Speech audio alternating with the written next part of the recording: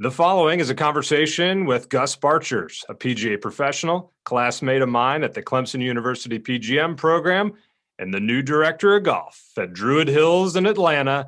Ladies and gentlemen, give it up for my friend, Gus the Bus. Gus, welcome to the show. How's it feeling to have sort of the dream job for now right in front of you?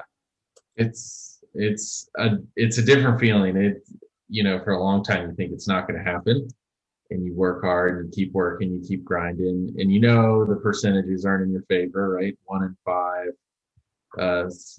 kids make it out of the PGM program, and then 1 in 5 of those kids get an assistant's job, and then 1 in 5 of those guys go to become a head professional, and then 20% more of them get to a director of golf, and then 20% of them actually get a director of golf job that you actually want to have. So the percentage gets pretty small once you start getting further and further along and you get older. And so there's different needs, right? When you're younger, you're thinking to yourself, oh, I could go out all night and have a good time and teach lessons all day. And you start to realize, now that I've gotten here, I kind of realized why the opportunity didn't happen sooner. I'll say that, I feel for the first time, maybe not for the first time, I shouldn't say that. I think I felt prepared when I left Timuquana, and a year and a half later at Quail Creek, I couldn't feel even more. I mean, I realized how far away I was actually at Timuquana. You feel like you have a good understanding of what you have to do, what you need to deal with. But it's just like anything. I feel like Quail Creek set me up in a way to where it's like overtraining, right? It's like speed training. Like, we're going to go so fast that when you have to slow down, it'll be that much easier, instead of always like training yourself to go at the speed of the club you want to go to. So that's how I feel like with, I overtrained in a year and a half with Quail Creek in terms of number of events and number of players and what you have to do and the pace you have to do it, that when I go back to an 18-hole facility, I feel like it's going to be, there will be challenges just like every place, but I feel like everything will move much slower. And so it'll be easier for me to wrap my mind around kind of what we have to do to get better kind of now, and then what we have to do to get better, 5 years from now, 10 years from now. And I'm looking forward to that. So we're going to lead a team. We got a lot of young people on the team, which is, I'm excited about. Hopefully we can add to the team, make it bigger, and do kind of what the Bob Ford of the last generation did, which was turn out really, really good golf professionals who want to be there. It's a weird little gig. Not everybody wants to be a golf professional. And I think when it gets down to it, right, you don't just happen to get there. I think you have to want to be, the head professional or the director of golf, so much so that you can really ignore some of the things that plague the golf industry, right? And we lose a lot of really good talent for certain things that happen through the PGA, whether it's time commitment or just how we treat people. When you look at some of those old-timey pros, like the guys who are, and they're not all like this, so I don't want to make a big generalization, but I've met a fair amount of golf pros, you have as well, that have this weird, they just have a weird way of treating people. It's almost a little standoffish or egotistical or something. I don't know what it's built in, but I always thought that to be the biggest turnoff in the world. And you take a kid who really wants to be there, really wants to get better, and who's understanding that he might have some faults, but he's there to work on them. And then you just trash him, and then you take that like talent that this kid once had, and now he's got this really bitter taste in his mouth about the golf industry. It's like, is that really what we want? That's not what I want. And so what I'm most excited about is that I feel like I can finally go to a place and put a thumbprint on a really nice, really special place, and then really start to develop young people. It'll be really cool.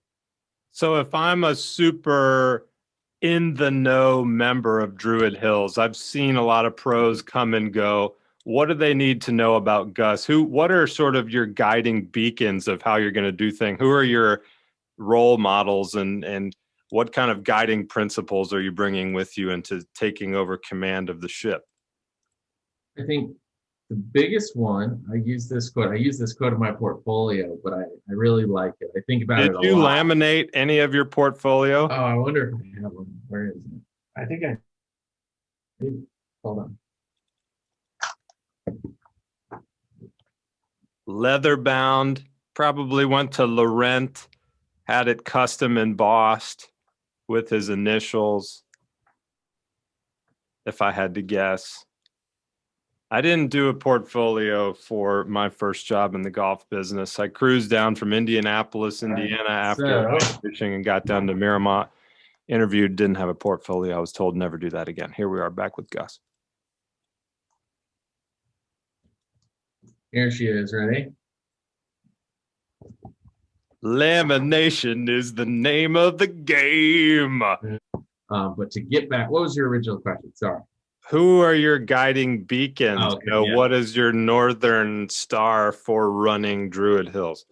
Okay, ready? And I quote, it's, ready? Are you ready? Okay. It's nice to be important, right? But it's more important to be nice.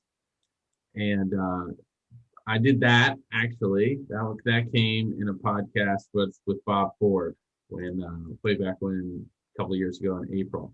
And sitting down with him and just listening to how he talked about people and what he tries to do in the game. And the game's blessed him, right? He's been a great player. He's been at some of the best facilities ever. His stories are with the legends of the game, right? So every time he's like, oh, I did that. I played Shinnecock. Well, who'd you play with? Oh, I played with the U.S. Open champion. Like that's a Bob Ford story. He didn't play with just anybody. So he's done just a tremendous job at developing people. And I think that's somebody that I really like to model after. And he's really good at being nice, and that's what you feel. You can't help but like to be around him. And that's just the way he presents himself. That's the way he presents his staff. That's the way he presents his facility. You just can't help but to really enjoy your time with him. So I think above all else, yes, you gotta know what you're doing. You gotta know how to run a tournament. Obviously, you gotta know how to organize people. You gotta know how to lead. And you got to have a vision in terms of what you want to see, right? How do you want it to feel? I think it's not just about making a job description. It's about taking the job description and saying, okay, I know you guys read those words, but what do those words mean? And how do we want it to feel? And then in putting everybody in a situation where you're like, have you ever been to a place and then this happened and then this happened and then this happened? What did that make you feel like? Well, it didn't make you feel good, right? Well, this is similar. This is what's happening here.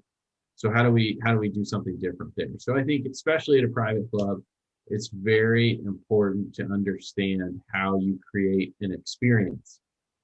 And that's with good people, doing the right things. And it's kind of like a script, right? We're just creating one big movie script to a golf experience. And even though, and I don't want it to sound insincere or like it's all fake. I mean, that's what makes the script really good. That's what makes great movies great, right? Is the fact that you believe it. And you believe it because they're sincere in what they're doing. And so if you have a bunch of good people who are sincere in what they're doing and how to create an experience, and those same people enjoy making that happen, you can make something really cool happen.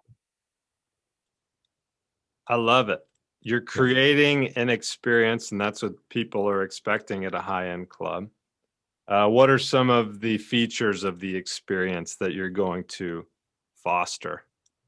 I think in the beginning, the challenges are going to be finding enough people that see it the same way you do. Right? You're looking for people who care. Yeah. You got to care, and you got to want to do the job that you're doing, whatever your job is, the way it deserves to be done. That's just kind of do the job the way it deserves to be done. Anybody can go out there and, half do it. But is that what we're trying to do? So, I mean, you want to find good people and they got to buy in and they got to believe. And and you got to make them feel like it really matters to you how they do. And when you do that, when you really care and invest a lot of time in your people, I think they start to care about you, and they start to think about their job as, I want to do this because people depend on it being done well. And that's a way better situation to be in than people go, I do this because it's my job. I get it's your job, but you have to want to do this so well because you want to do it for somebody else, not because it's your job, right? You got to think outside of that. So how are you going to keep your staff on vision? I think most of the time I get my best results, and this is always, you get your first stint in outside operations, right? When you first come out, right? Somewhere along the line, you worked in a back room, right, Clay? How many places have you worked in a back room? You know what? At the Historic Golf Club of Dallas is the first time when I'm really doing right additional bag room duties. So loading up the ball washer. Right. I've already underfilled it. Right? I underfilled it with water. Yeah. And I come back with dirty balls, and Cop Dog is like, you got to add more water to the hopper. Right. But anyways, back to you. How are we going to foster this environment? Exactly. This is the you have to learn things. Right. You learn things, right? And in the ball washer always smells, right? And then if you don't wash the range bags, they smell, and you need, all the things to do. And then eventually a rain day happens and you got one too many guys on the shift, and the first guy comes up with that idea of, let's rocket 3 irons against that back concrete wall and see where the ball goes, right? We've all been in a situation where like, probably shouldn't do it, but it's the cart barn, so let's go, right? I think what makes it what everybody joins or gets involved with golf is because it's fun on a lot of different levels. It's fun in the summer months. I could probably meet 5 guys tomorrow who's like, I used to work at a golf course. What'd you do? Oh, I did the bags in the summer. I used to caddy, right? Somewhere along the line, it's in our blood is like your first job, right? And it's always an outside operation job. And you have all these kind of cool stories that come with it. I think because I can still enjoy that part of it and go down there and get dirty and do the job and really understand, guys, like, this is the fun part, honestly. Like, I know you guys are upset, like, oh, we got all these carts to wash. I was like, well, I'll tell you this.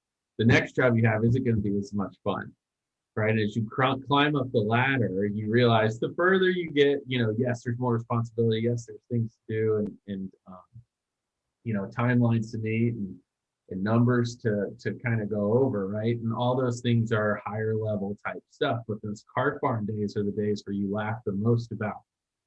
And I think as long as you can show that and be there with them and understand what they feel and show them that, you got to show them. Then they start to follow, and then you got yourself a pretty good team. Beautiful. Well, do you have some first priorities that you can unveil to the world in terms of new direction of the club, or is it going to take a few weeks to kind of sniff around? There is a 30, 60, 90-day plan, right? There is that. There's also, kind of extrapolating on, what through the interview process, what they kind of want to see. It's under, they kind of allude to the fact that I think at Druid Hills, I think what they're looking forward to the most is someone who's very visible, someone that's present, someone that all different people of the membership feel welcomed by. I think they're looking for a guy who can really communicate with different types of people and be comfortable doing it. And it's one of my greatest skills. So I think I can go in there and I think communication on my end for the first 30 days, 60 days is I'm going to listen, do a lot of listening, but you got to engage people to listen. It's harder than you think to go listen, right? I'm a terrible listener. Right. You got to, because you have to care. You have to ask the question and then care about the response. Yes. Right. Like, it's easy to ask the question, right? For sure. And then based on, and based on what they start saying, it's really simple to stop caring because it doesn't align itself with what you wanted them to say. You disagree with it in some capacity. It just kind of goes off the rails for you, right? So it's interesting how people stop listening. Everybody does it, right? They just make, and they're just little mistakes. So you just got to get in there and you got to get ready to listen and hear them out. And I think you'll start to find out. I think for them, I think it's about caring. I think it's about wanting the whole thing to be run well, and it's about putting your heart into it. And I think they're going to respond. And the one thing about Druid Hills that they have that's really special is they got a wonderful golf course. They have tremendous amount of history, a lot of golf courses. You can't buy that. You can't buy tradition. Bobby Jones that was his home club when he grew up, which is extremely cool. There's only a couple trophies that, you can walk around town and say, hey, I'm on the same trophy with Bobby Jones. It's Atlanta Open and Druid Hills Club Championship trophy, right? There's not that many that a mere mortal can find himself in the same line with. So, they have a lot of things that are really cool. And I think the cool part is you get to continue that on and really highlight it, tell the story more. Like, how come, I wonder if I go to Druid Hills and I meet somebody who's a member there who doesn't know that. Who doesn't know why it's so unique and cool? Yeah, I think, or who doesn't, or like they knew that Bobby Jones was there, but they didn't think about what that meant, as you continue that thought out, like think about how cool that was. We're talking about Bobby Jones, and I think there's probably is going to be somebody who doesn't know that, and that will be a fun interaction. So the tools are all there. The bones are really great. Everything about it is first class in that regard. I think right now the first step will be going in there and seeing how it works, seeing what you got to do with the people that you have, and see if you can make it all work with the people that you have. And then, from there, kind of say, okay, well, what do we not have? And let's take it on and, let's add to it, and then let's make it really good, Are you going to be a top button or a medium button pro? Top button. Not a top button. Never top? You have to be yourself. I'm not a top button pro. You have to be yourself? Yeah, you have to be yourself. Oh, wow. Okay. So is that a hot take? Are you coming in as a medium button pro? I think sometimes I'm a low button pro. Whoa. Is that only after playing? No, I think sometimes it's after, going in and hanging out in the locker room with the boys, watching them play gin rummy after a while. Come on. There's no reason to keep it that tight all the time. But I think there's a time and place for everything. Why do you want to be a club pro so bad? I think in the beginning, right, we harbor these playing dreams, playing aspirations, and being around the game inherently will make you play more. I truly believe that, right? I really do believe that if I was not in golf, if I was, let's say I was just selling insurance, I think I would play once a month. I really do. I don't think I would figure out a way to play every weekend. It's got to be right in front of you to where you stumble out into a cart and go play 9 real fast. Yeah, it's like, and you go and I think I play golf now too. I used to play it with the sheer enjoyment of like the score. Let's play for money. Let's keep track. Let's figure out a way to quantify it all. And I think I play the game more for like I'm a nerd, that I play for like shot value. Like I literally like hitting golf shots with high shot value just because, not anything else. Like if you were like, should we not play for money? I'd be like, that's cool, but let's go out to 15, hit this shot real quick. Like there are specific shots at Timuquana that I just thoroughly enjoyed to hit. And so you find me out there like late when the shadows were long, right, in the afternoon. We did everything. We've been there forever that week. And I'd be out there hitting like this little 40-yard wedge just because I love that shot, So I play it for different reasons now. I think I don't play enough. I don't play enough full rounds of golf, but you know, I think I certainly see it. I see big picture. You have to see big picture. I mean, what are your playing goals realistically? Realistically, this year, let's see, this year I want to get back to how I played originally. I want to, not like a kid, I'm not going to say that, it's very cliched. I want to do it the way I know how to do it instead of doing it the way someone is telling me to do it. I like that. And I think for a long time, for the last 4 or 5 years, I convinced myself that hitting a draw was the end all be all to make myself a better player. But I think at the end of the day, what I didn't realize was how much it's way hard. Anybody can change their motion and change their shape and do those things. But what's harder, and I didn't really quantify this or understand it when I was thinking about all these things, was your mind's eye. Your mind's eye sees a golf course from one direction. And you see it based on shots you've hit over the course of your history. So for me, I saw a lot of cuts growing up. You know, I didn't try to hit cuts. That's what happened. I hit cuts. I think I hit a lot of shut face cuts and I didn't exactly know what was going on. I think I was a little over the plane, right? But I knew that no matter what happened is when I swung harder, I would go more over the plane. And so I knew that if I swung hard enough, I could really get it to cut. And then I could just aim more left, right? But I didn't understand any of that. I just knew that if I swung harder, it would cut more, right? Because you get to a point where you're scared, you're swinging harder until all of a sudden it's like, oh, that's a predictable pattern. Right. This is my new normal where 130% is my torque on my 7-iron. Exactly. Like, let's go super hard. And I think I think there's some merit to that. I'm not saying that is the way you build a PGA Tour, major winner. I'm just thinking that I think when I played, what I did enjoy about the game there is I played with, I can aim it as far left as I wanted to and be like, watch this. Oh, yeah. It's unpredictable. You can't predict what's going on now.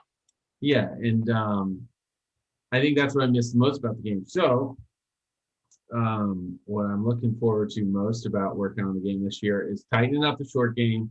At Quail Creek, I didn't play as much or practice as much as I should have. We're a really busy place, so I'm giving myself a pass in some of those regards. But tighten up the short game to which I know it can be, which is my short game can be pretty elite. So I'm going to get that better. And then as far as teeing off, and hitting balls, I'm going to figure out a way to where, like, I was playing with a super strong grip for the last 3 years, and I looked at all my clubs for my junior years, right? Go back to whenever you play good, I'm sure you have some clubs in your garage, right? Like, I was playing some good golf with those clubs. Go back to those clubs and look at the grips on them. And I went back and I looked at them, and I noticed, like, my thumbprint on my left hand and my thumbprint on my right hand on these grips. And I put my hands on the club that way, and I'm like, wow, that's like really ridiculously neutral to weak. And I was like, I'm nowhere near that right now. So I started swinging it, and I was starting to understand. And I was like, so what I used to do, and I had no concept of this, is I would get extremely, so then I look it up, right? I'm a golf nerd. So I go online and I say, who's got a weak grip on tour, right? Interestingly enough, Clay, who is the weakest grip on tour currently, right now? It's Golf Nerd Jeopardy! Matthew Wolf. Correct. Matthew Wolf has the weakest grip on tour right now. And what I felt in terms of was very similar to what he does with the golf club. I felt it very outside. Like, I remember how I felt swinging that golf club, like away going back and then under going through, like in rip hard, right? And I started swinging it in that weak grip, and I realized I changed my grip to get stronger, right? Because I wanted to hit a draw. But what happened was I got my grip in a position where I had to minimize my release pattern because I release it really hard. And that's what I do just every time. The same way Matt Wolf releases it extremely hard. Right? So what you have to do, and I remember thinking about this as a kid, it was like, man, if I'm going to release it that way, then I can't be in a position to where that's also shutting the face, right? And I can't control, I either release it all the way or I don't release it. There's no like, only release it a little bit. That's not how it worked with me. And so I noticed as I was getting stronger grips to hit draws, I was training myself to not release the club because I just kept getting more scared of it. And eventually 3 or 4 years of not releasing the club, and all of a sudden you're just like holding on for dear life, right? And you can't find the planet. And you have this extremely strong grip, So I went back to that old grip. I put it on there weak. I started to hit some shots, and I just started feeling like, oh my God, is that all it took for me to find like the shape again that I'm looking for downrange? Like, is that all that I needed to do to hit a little bleeder? And I started just putting weak grips on stuff, and it started to feel way better. So I'm excited to put that into play and work on that this year and try to get the driver game, back to just like, because I could be dangerous if I can hit it in play. That's been my big miss all the last 3 or 4 years. Just I can't get it in play. So I've been kind of throwing that around in my head. I'd be interested to hear what you think. A few years back, watching Duffner rise to greatness as sort of almost new Hogan-esque, very repeatable swing emerged, and sort of this idea of swinging left was sort of the echo of that on the Golf Channel. And I think we were all interested in this idea of being able to turn left and sort of delaying the release, as you say. And I think that it was something that was not well explained. I think we all kind of had an idea of the sort of club exiting, but we weren't sure how to make our bodies accommodate that movement. And I think I'm going to try to encourage a lot of my students to get into more of a handsy release pattern than that idea of trying to be real passive, swinging left.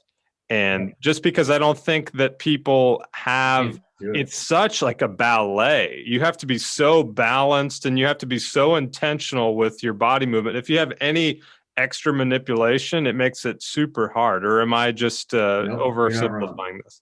No, you're not. And honestly, most of your guys, just like most of my guys, when you're teaching the game, I have a couple guys I know who say the word thoracic spine in a lesson, and I just kind of laugh a little because I'm like, thoracic spine this, like, okay, great. I mean, like, at the end of the day, the majority of the golfing world cannot rotate, does not have enough mobility,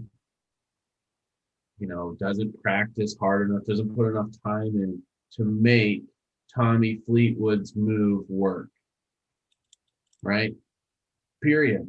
You don't have enough spine tilt. You don't have enough shoulder plane, right? Everybody wants to rotate really flat. Everybody wants their butt to go underneath their spine. Nobody can set their butt back. Their hamstrings are too tight. They're too internally rotated, right? 90% of the world who's trying to play golf and loves the game spends a lot of their time at a computer or in a car or on their cell phone. All of those things internally rotate the body.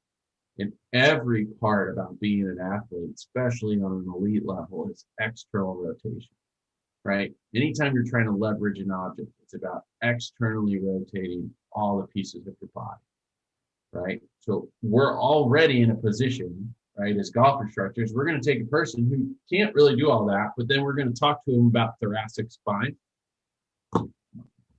What we can do, though, is what you're talking about is the fact that everybody grew up skipping rocks, right? Everybody can skip a rock, right? And that's what Hardy talks about with the release is all the time. It's RIT. It's a right inward throw. And I think everybody on the planet can RIT it. Every single person. Now, everybody's going to have different levels of rotation. Everybody's going to have different levels of where the club has to travel. But if everybody throws that club head at the ball and releases their hand and goes from here to here, right? Palm down, palm up. they're going to hit shots, right? They're going to hit shots that are going to feel really easy, very powerful, and they're going to want to come back. That's it. I think, and the thing about it is, right, what does Wolf do? He gets in a super weak grip and he releases it like crazy. And he knows no matter what happens, and he hits a lot of draws, which is really great, but he knows have you ever seen Wolf hit a hook? I don't think I've ever seen him hit a hook on television. No. That's what's crazy about it, is that typically, right, players who hit big swingers or swing, like that's their natural shape, eventually get to hitting a hook. And he rarely hits a hook. He usually hits this just ball that's just busted, right? And it just kind of turns and then apexes and then falls right again. So I think that's the secret, is that he's figured out his extreme. And everybody I don't care if you've ever played golf, but I think my number one lesson is to go experiment, right? Put your hands on the club, get them as strong as you can, right? Tell them what the ball does. Then get a little weaker, then get a little weaker. Put your hands on the club. Figure out the point on the golf club where you have to contact it, where the ball can't go left from. How weak is that? Okay, you found an extreme, right? Same thing with the right, right? At what point can you not make the ball go right anymore, right? You're a right-handed player. No matter what happens from this grip, the ball will not go right. Okay, there's another extreme. So somewhere in between those two extremes is the proper hand position. So let's figure it out, right? We got 100 balls. We can put 100 different hand positions on it, and you'll figure out which one, and you'll suddenly get this feeling of, I've hit 5 shots in a row that I've pretty much tried to hit a hook, and all it does is go dead straight, right? Maybe that's the thought for you. I'm going to try to hit a hook, but I'm going to put this grip on it. And no matter what happens, it's dead straight. And that becomes your swing, right? Play like that, learn like that. Not enough people do it. Everybody wants you to tell them, right? Tell me how to do it, play. But at the end of the day, right, you got to go dig it out of the dirt. So that's what's cool about it. I think if you can give people the tools to kind of see that and give them the freedom, think about this. It's like breaking the rules, right?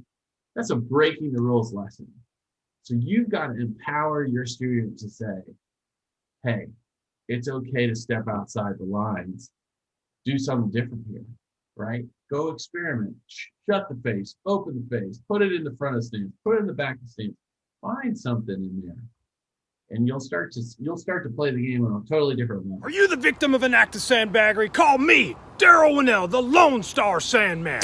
I work hard to get what's right for you. Every year, thousands of dollars in golf shop credit are misallocated to a bunch of practitioners of sandbaggery. Rollers, fluffers, lifters, tippers. Sandbaggery's all the same. It's not too late to balance the scales of justice. Call us today, 925-SANDBAG. Our hours are in the number. This is real. Go on the internet machine and check us out at sandbaggery.com. Balance the scales of justice. Se hablo un poco español también. Call or visit us online today to mail a giant sandbag to your accused practitioner of sandbaggery. All sandbag orders ship with a free personalized copy of Sandbaggery, the art of winning at all costs from A to Z. The Lone Star Sandman reminds you that sandbaggery.com is intended as an entertainment website. If you have a serious problem with someone, consider talking to your PGA professional or just get better at golf. Lone Star Sandman! Yes? Are you going to get to play a lot with your members? I think I'm going to feel in the beginning like there is... I'm going to feel very concerned. I'm going to be very, not like paranoid so much as just like very calculating, very, it's just how I'm going to feel. I know that I'm just going to be thinking about a lot of different things about where I should be, where I want to be, what needs attention, and try to balance as much as I can. I think that's going to be a hard part of trying to balance. So in the beginning, I doubt I'll be playing a lot of golf. I will spend some time in the evenings on the range because I think you meet a lot of good people there, and you typically meet the people that are not there because they're working, right? So you just meet a different group then. But I don't foresee a ton of golf in that first, let's just say 90 days. I think I'm going to play. I'm going to make a point of playing with, different groups, mostly just to hear them, listen to them. But I don't see myself like going like, all right, boys, run the shop. Going out for 36 holes. That's not. I don't think that's where my head's going to be. Well, I hope you make it a priority, because at the end of the day, that's what we're all there for. And I'm sure you will when the time is right. The real question is, how are you going to re-rig all of your bait casters for a move back into fresh water away from brackish? Oh man, no, I'm actually, there's this club that I'm a part of called Decked Out John Boats on Facebook, and Brett Cummings runs this, and he's from Middle Georgia. Georgia's a great fisherman, so I think I'll have way less time, and it'll be harder to go to, because right now I literally can walk out my door, put the boat on the trailer, drive out to the front of my door, load it down the embankment, and I'm in the water in like 10 minutes. Because I have all these big lakes around the house in Florida. So in Georgia, it'll be like, you gotta drive 25 minutes, put the boat in, So I think there'll be less opportunities to just do that kind of stuff. But I'm looking forward to the job. I think that focus is gonna change. I think what's really cool is that I'm really excited about taking this on. So let me ask you one thing. And I'm not trying to stir the pot at all. I'm just legitimately interested. In terms of, you're going to be managing more staff than you ever have been in charge of before, yes or no? Not really. Okay. It'll be like, it might be less than Quail Creek, to be honest. Okay. So you're comfortable, you would say you're pretty comfortable managing people and making sure you're directing them to how they can grow and all that, but also running a tight operation? Yeah, I have certain things that are pressure points for me in terms of, there are certain things that I'm sure I will be kind of a stickler on, in terms of just like bad merchandising practices bother me like extremely bad. Like if you have a bad process to check in merchandise and to sell it, and then every time you do inventory, it's like this disaster, like that frustrates me to no end. So that's one of my big pet peeves. And then my other pet peeve is I think when like people have bad like language in front of members, not like swear words, like bad languages in like. You're breaking the illusion. What does that mean? They're breaking they're not carrying forth the energy. Yeah. Which exactly. you want to present. They're forgetting that they're supposed to be there to serve and to make this environment as nice as possible. Then all of a sudden, someone breaks the fourth wall because they're like, "Oh, the Raiders, shit." Yeah, no, or they're like on the phone when they say things like who's this?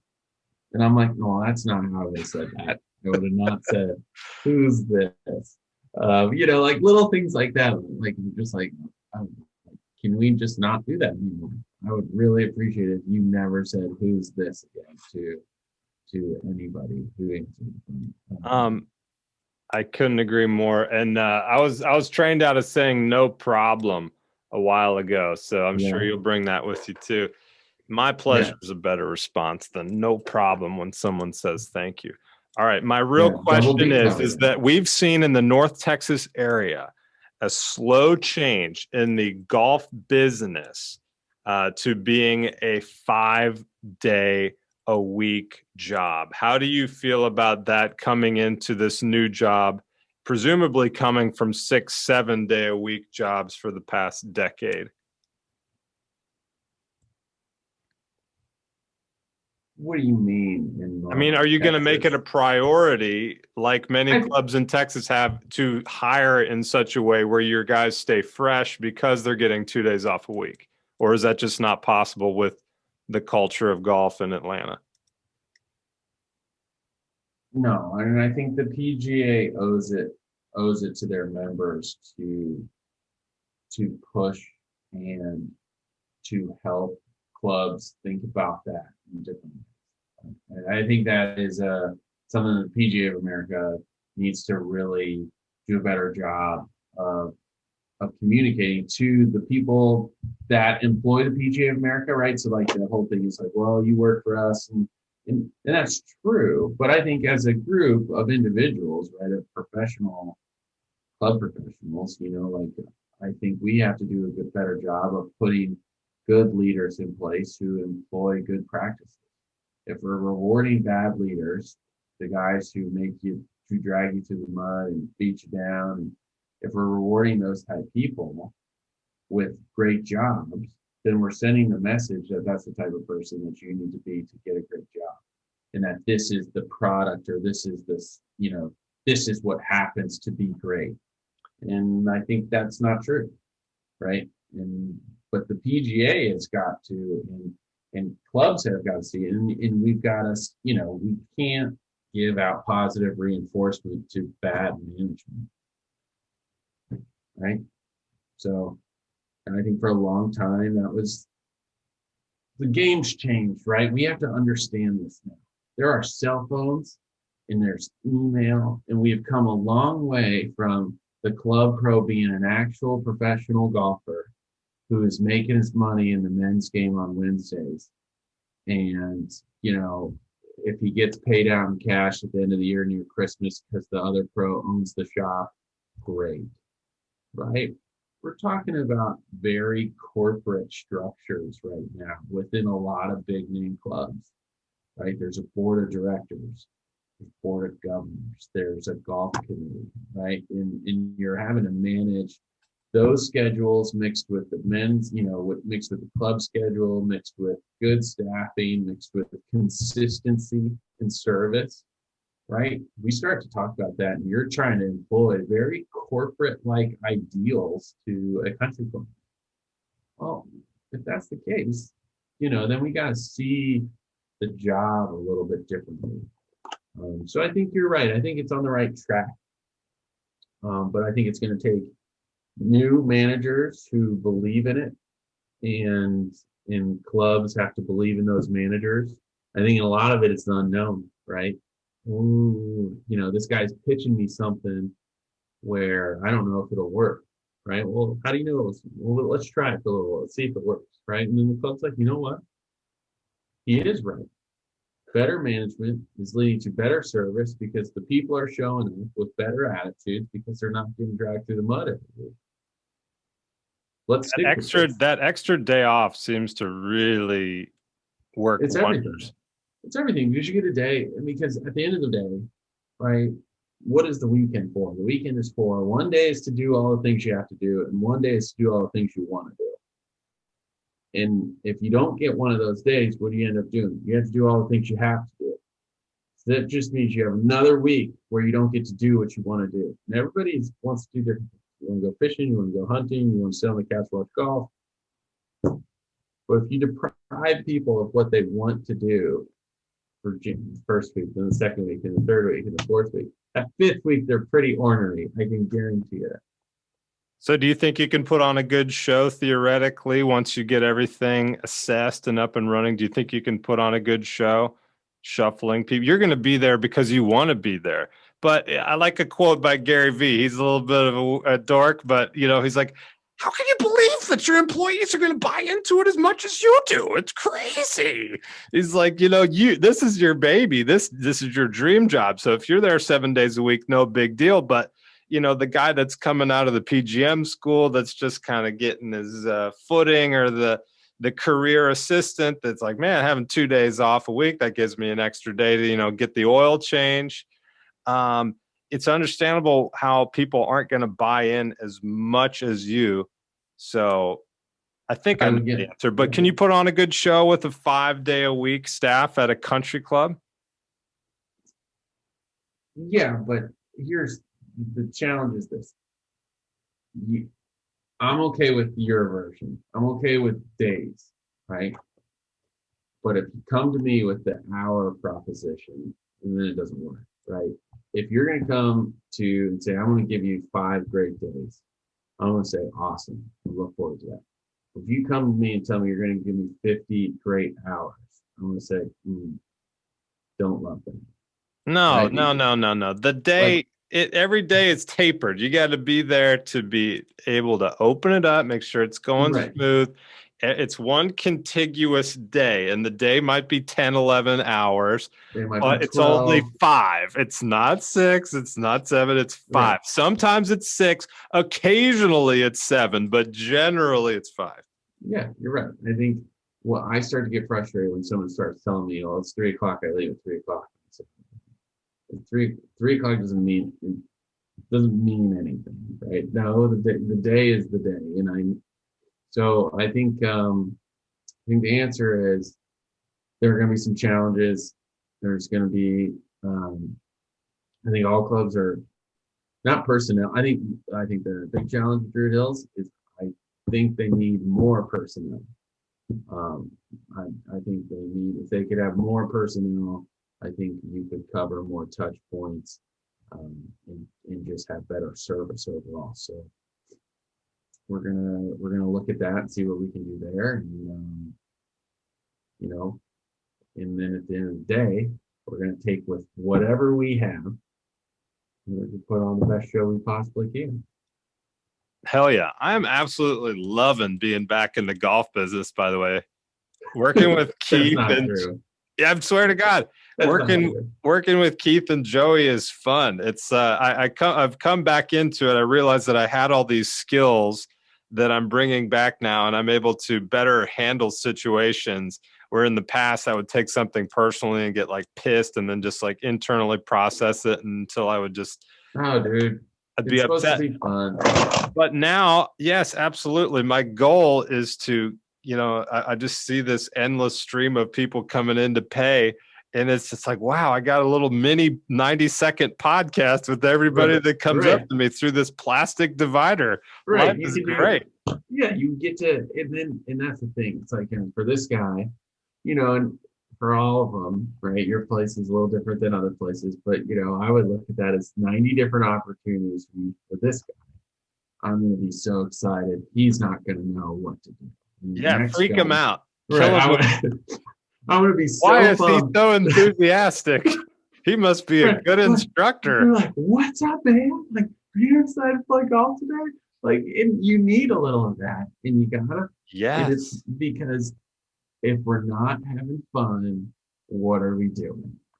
It's a golf course, right? For sure. That's such a cliche, but it's so true. It's like anything you do, you can turn it into a game. And I feel so fortunate to be back in the arena. I thought that I didn't want to get back into it, but I was coming into it with bad attitude.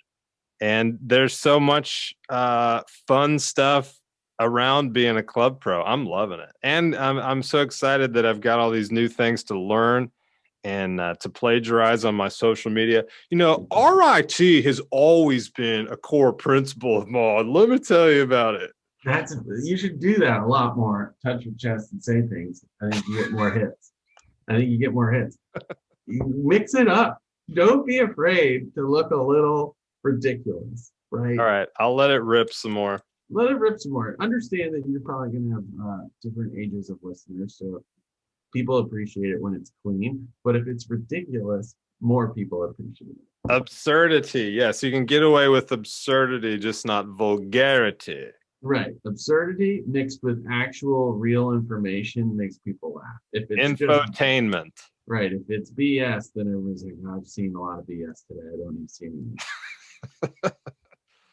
All right, Gus the Bus. Well, congratulations again. This is super exciting. I assume that I can come and play without paying a cart fee, but I just want to get this a verbal agreement here, if possible. I mean, typically the BJ arrangement is you call ahead, right? I want an open invitation. Just show up with a foursome, and we'll get you in, except on the member guest. But we'll set you up at Peachtree if you show up on the member guest day. Now you come to Atlanta and we'll play golf and it'll be fun. How's it feel to be going back home? You got a bunch of friends still up there? I do. It feels good. It feels really good. I haven't been home since 2007, so this will be the coolest part about this.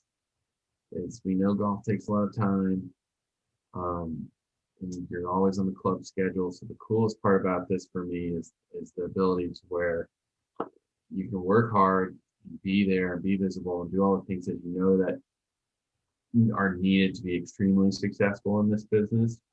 But then on the way home, I get to say hello to mom and dad, and I don't have to wait for Christmas to go see him for 3 days and like run through an airport and like home alone it, back, and then miss Thanksgiving because I took Christmas. Like, look, you're in Atlanta, and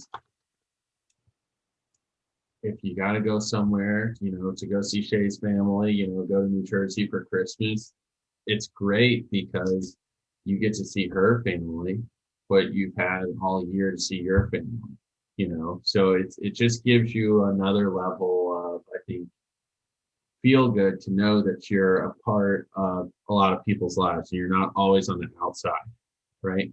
You're not always, I wish I could do that. Like, maybe I should go sell insurance because he's at home with his family, or maybe I should do this because, you have those thoughts. But now it's cool to know that I can share what I love to do with the people that I love. It doesn't happen often, so I feel pretty thankful for that.